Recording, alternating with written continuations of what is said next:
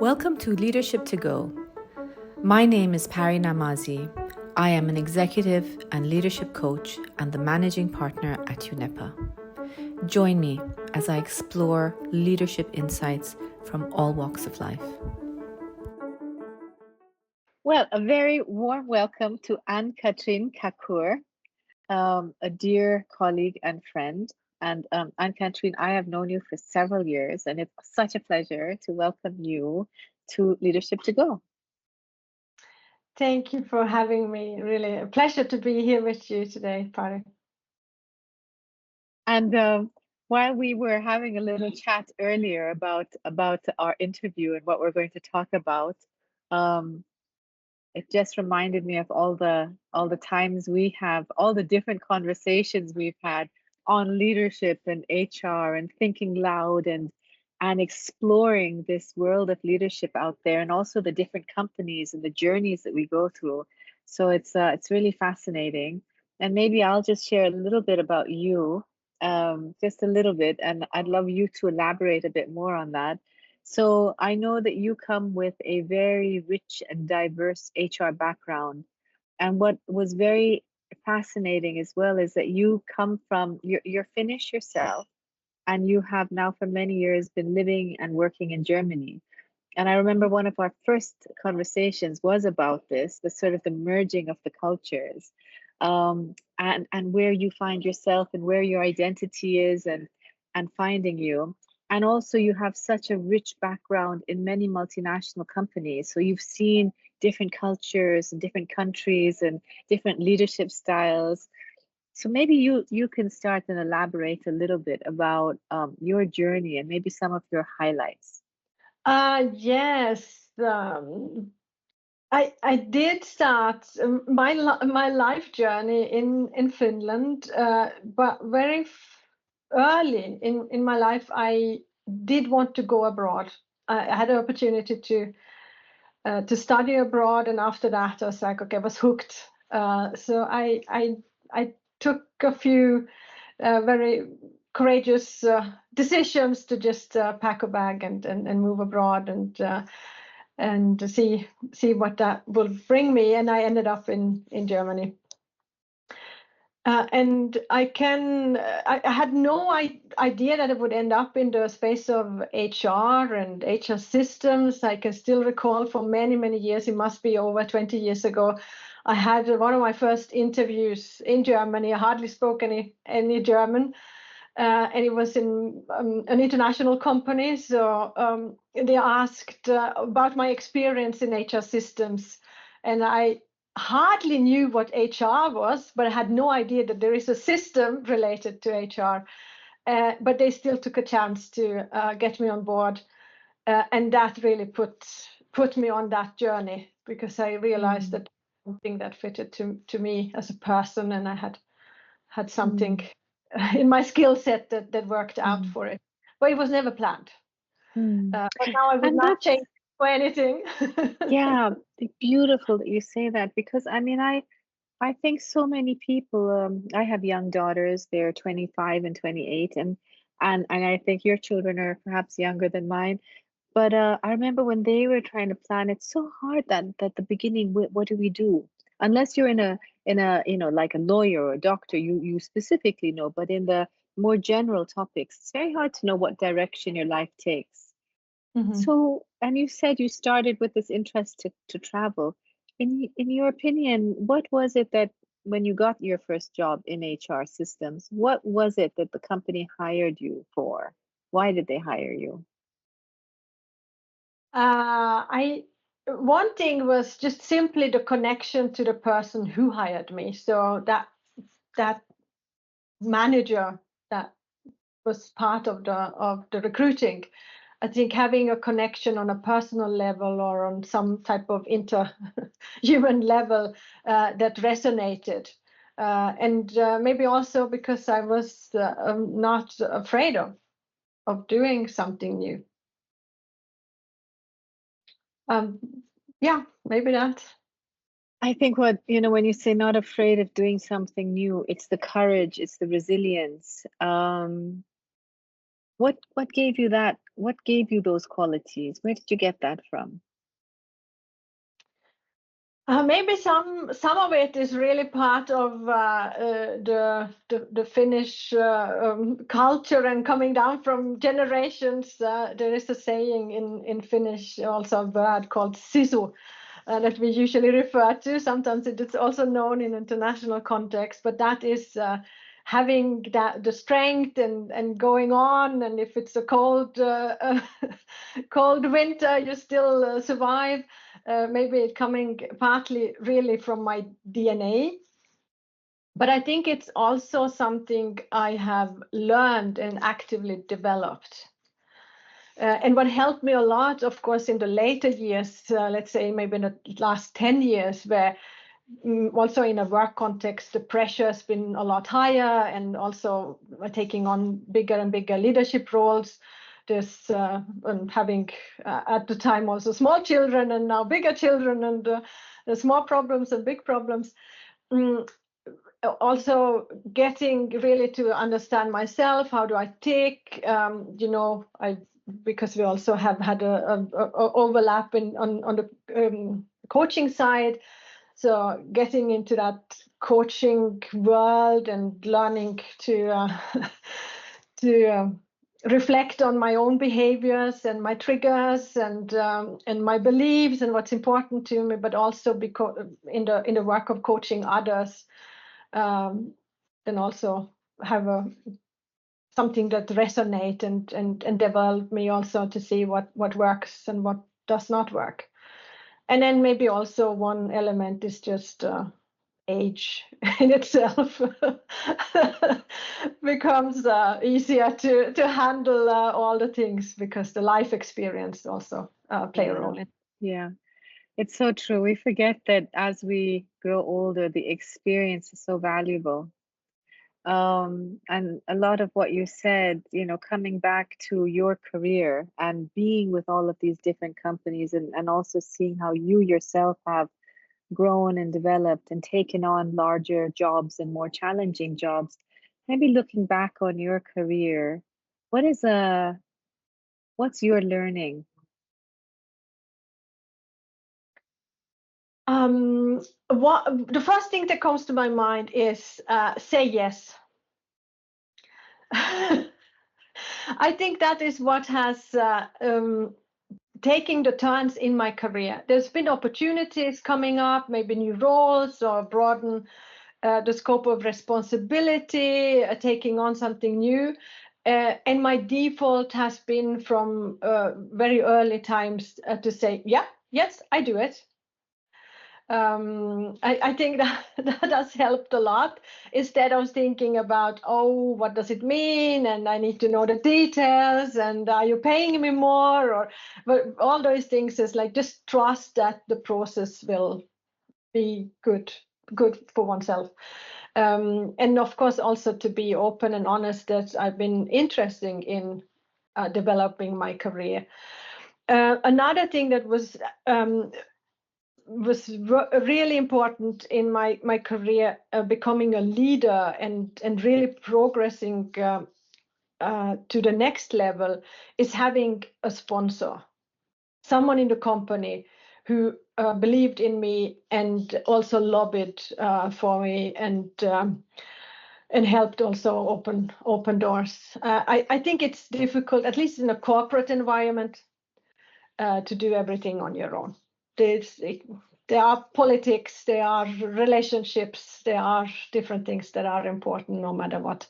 And to have a few promoters around you is extremely helpful. And you gave us some amazing tips as you're growing in your career, and what supported you was say yes, be open and honest, and have a sponsor.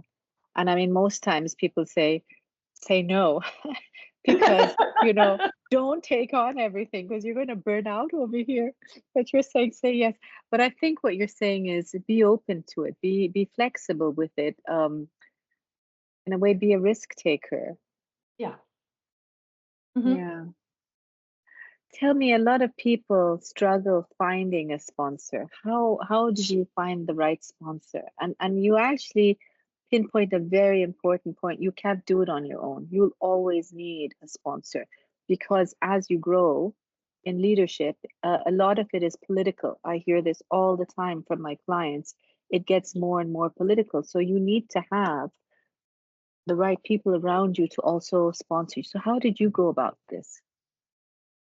So what worked for me is one thing is, of course, to show that I am performing, so delivering, doing a good job is of course important. At least I think in most cases you need to see that, or the environment around you need to see that you bring some value, that you get your projects done, that you take care of what you're assigned to, that you're committed, you deliver in a sense, at least. And I mean, I come from a corporate environment, so that's where maybe it's a little bit more performance management driven. So that has been extremely important in the early stage, because otherwise it's difficult maybe also for someone to take that trust in you, or it needs to be something that's okay, can base on it, and I see some potential here. And for me, and my personality, it's been important also to be loyal. So to be loyal to that person who is then also being that sponsor or being that line manager who really takes care of the next steps. Also thinking a lot about what's important for this person, how can I make this person also achieve their goals, so that there is an advantage in both ways. So there's some synergies in both ways, and not just, hey, I'm here, do it for me. I think maybe that's the first things that come to my mind. But how to pick, because I have not actively picked. I think for me it's been a process of finding someone I get along with, that I trust, who trusts me, and then realizing together we can probably achieve more than individually. It made me think, what's the difference between a mentor and a sponsor? So the way I see it is the sponsor is actually actively doing something for me. And the mentor is maybe someone who is more a sparring partner, or giving advice, or a little bit more one way maybe. But I do see that there is a difference, at least in my word, in my terminology. I would see there's a difference in those two roles. And thank you. That was nice clarifying that, Ann-Katrin. And I was also wondering a little bit about women supporting women. So sometimes I hear that from quite a lot of women in organizations. They're always like women mentoring or women leadership positions where women help each other. How do you see that in your opinion? Does it make a difference if a sponsor has to be a same gender, or is it better to have someone, a cross-functional level? What's that role like? So my hope would be that it doesn't make a difference who it is, at least not from a gender perspective. My own personal experience have been that there is a difference. The sponsors that have helped me most have actually been men, but it's also been very male-dominated industries and organizations. And I can recall also where it was like middle management level, and one of the senior executives, a woman, a female executive, took me aside and gave me some really harsh feedback about that. She can't believe why I get promoted and why I get all these things, because the work I do is so awful. And it took me off guard. I was very much hit by that feedback. I didn't see it coming. It was also really happening behind closed doors, so no one would notice. And then after that, there was like no sign of anything. But it gave me, how should I say? I took that energy or that emotions and turned it into something active, something that I can do actively for myself and for the women community out there. Because I promised myself that I would never ever do that to another woman. It's hard enough, especially if you do want to grow your career up the ladder. And I do believe that we get more out of it if we support each other than to work against each other. And I have taken that also to women who's been early in their career and then always had an open door or an open ear for them, and regardless of what I have thought about them personally or about their performance, but to always to support and always, if I can do something, open a door or give some feedback or just give some guidance in one or the other direction, because that's much more valuable than my own personal opinions. Thank you for that. It also, I mean, that was valuable. It was through that adversity that you learned what you don't want to be, and how to create a space so other women would not experience that. I think that's so valuable.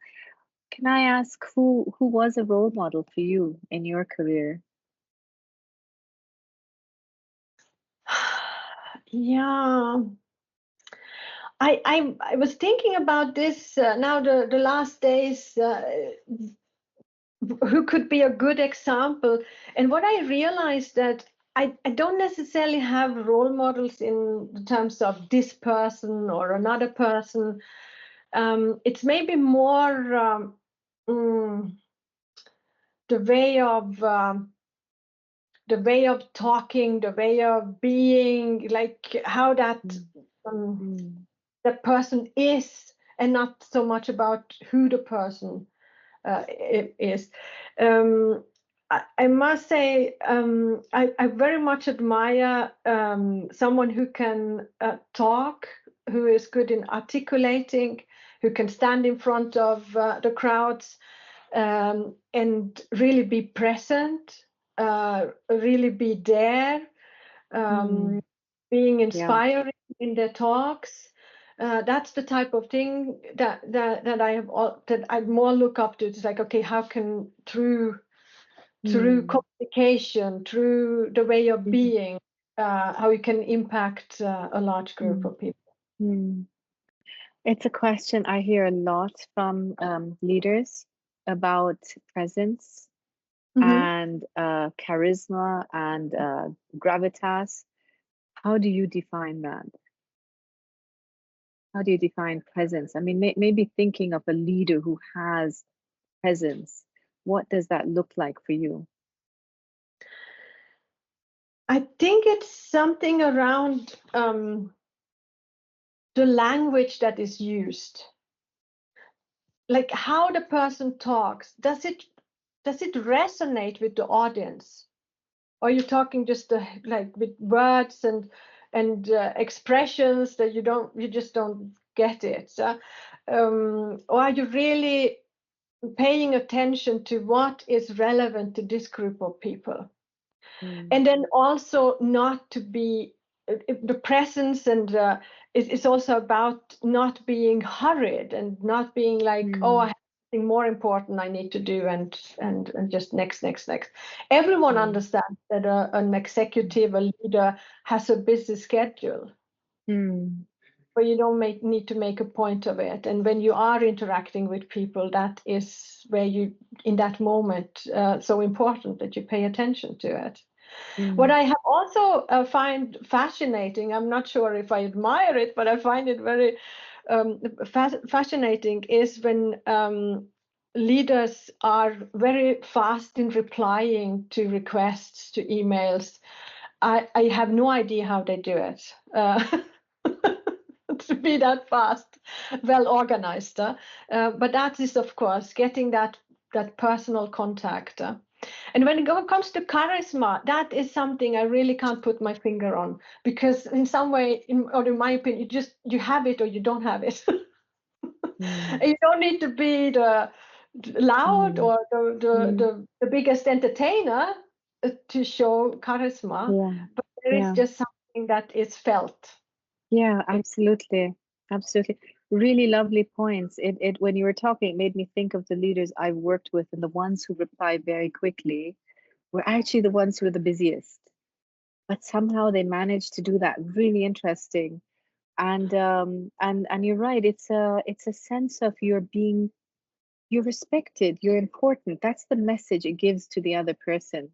And it's interesting because I was having a discussion today with someone who was telling me about their um, CEO who didn't make eye contact, and when someone's having a discussion, they're eating their breakfast or eating their lunch, and I think it makes you feel so worthless in a way, because it's a simple thing. It's like eye contact.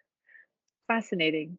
Let me take you to another question. I have so many questions for you, but another one, we were talking a little bit about complexity, and I'd love to jump to that, because again, that's another thing I hear from a lot of organizations, that our VUCA world just got a whole lot more volatile and uncertain and ambiguous and complex. The question to you is, one, how do you see that? Is it still, how do you see complexity in your environment, in your work? Are we becoming more complex? Are we dealing with it better? How do you see that?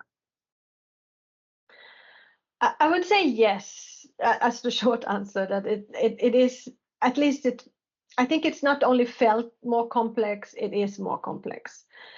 I work in a German context, so of course the German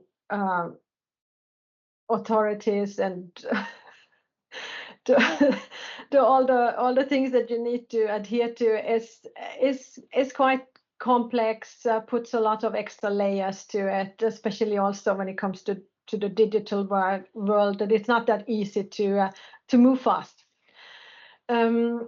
And in my area of responsibility in the work I do, we deal with just so many different systems and tools and applications, and they're just more and more coming every day. And so it becomes very difficult to say, like, okay, what should we focus on, and do we use the right tools, and how is technology changing? Also meaning that we have a lot of overlaps in data, duplication of data, and that makes it very complex to work in an HR environment. I think it also a question of how the operating model is looking like. Now I work in a very decentralized operating model from an HR perspective, and that puts a lot of complexity, of course. In my previous companies, it was more of global, and there were maybe more global standards also that made it less complex. But when it comes to complexities, or some other aspect that I've been thinking of, that maybe some of the complexity has always been there, but now it's just so much more transparent, because we know so much more. We have access to so much more data and information and tools and everything. And in the past, it was maybe also all out there, but we were not exposed to the entire world and everything. It's a little like what we're seeing right now with the young generation, the amount of social media and data they have. It's overwhelming. Question is, what's a leader's role in complexity? How does a leader deal with that? First of all, I think the role is very important to navigate. I think as a leader, I have the role to focus, or get the team that I'm responsible for to focus on the right things, because you can easily get distracted. So trying to have a clear strategy, a guideline, where are we heading, what's our North Star? But because of how things are changing, it's maybe not as in the past that you can have a 5-year plan and then you just stick to it. Probably you need to be very fast in adopting to what's changing, and then to navigate that as a leader, but to take some of that pressure away from the rest of the team, because otherwise it's a risk that people start running in all kind of directions. And also to take like some decluttering, maybe to take out some of it, and then also help people cope with it, that there is a lot coming from everywhere, and don't let it stress them too much. Really, really good tips. I'd love to ask you as well, when you were going through, because you know, beginning of your career, gradually growing into management leadership, how do you see management different, or leadership different to management? What changed? How does one become a leader? The way I defined a leadership role, the way I define leadership for myself is that I have two main roles. And one is to provide guidance, set the strategy, like this is where we're heading, and ensure that we have the resources, the equipment, whatever to get there. And then the second thing that is equally important is to support the people in their development, that they can grow, whatever it means for them to develop. And that is more or less the only thing I would need to do as a leader. I think in early careers, where maybe more of a manager, there could be also a lot of project work and a lot of content work and all of that. But I think that gets, depending on, of course, the focus you want to take for yourself. But for me, the people are so important that I do want to spend the majority of my time being with the people and the people topics, and making sure that I have experts around me who can take care of the actual tasks and the content. And in that light, Ann-Katrin, what are the leadership qualities that you have developed as a leader? What are those important qualities? The listening, I think, is one really big aspect. To really take myself out of I don't need to come in and have the answer or have the solution, but first really listen to what is coming up, what is someone bringing up, and that takes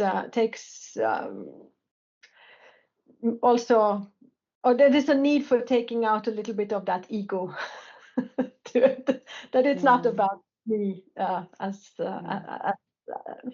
the only person in the room, but it is about us as a team.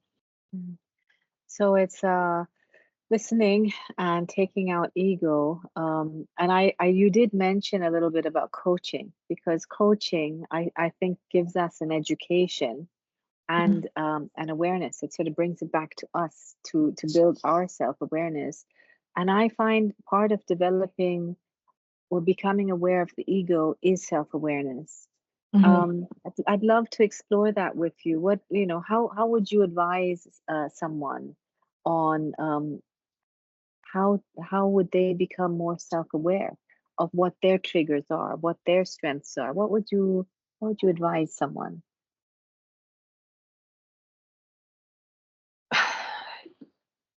The awareness is the start, and there's a question of how do you get that awareness. So of course you can say, yeah, okay, well, go to a coach and then you work on something. But I think in your day-to-day work, you can also use small habits or smaller steps to become more aware of yourself and your triggers and your way of reacting, and to dare to ask for feedback. I think that you can do for every small thing. If you presented something, if you had a discussion, to take someone aside who was present and say, what did you notice? There's some advice you can give me. If there's one thing I should do differently, what could that be? But to have that courage and that to say that and to go to someone, and then start with people you trust, But the best feedback, or maybe not the best, but the more valuable feedback you might get from those people you don't like that much, or that you do have a little bit of a conflict with, but to dare to go to them as well and say like, okay, how do you see me? What have you reflected on? Can you give me some advice? I think that needs such a mature space to go to someone who you're not that comfortable with and say, give me feedback, and be willing to hear that feedback, to receive it. I think that takes a lot of courage, and that for me is maturity as well. Ann-Katrin, I know we've taken a long time on, but it's been a fascinating interview. I have two last questions. One is, we didn't even talk about well-being, but I don't know if this is a related question, but what is some advice that you would give your younger self? For well-being, for staying in anything, for anything. So a lot of people talk about well-being at this point with this question, but you don't have to. I think just generally it's really to take out that emotions, to manage your emotions. Emotions are good. Emotions are important. They need to be there, but not to, in a work context, not to take it out too much on someone else, or showing that too extreme. I think it's explain that a little bit more, what you mean by managing emotions.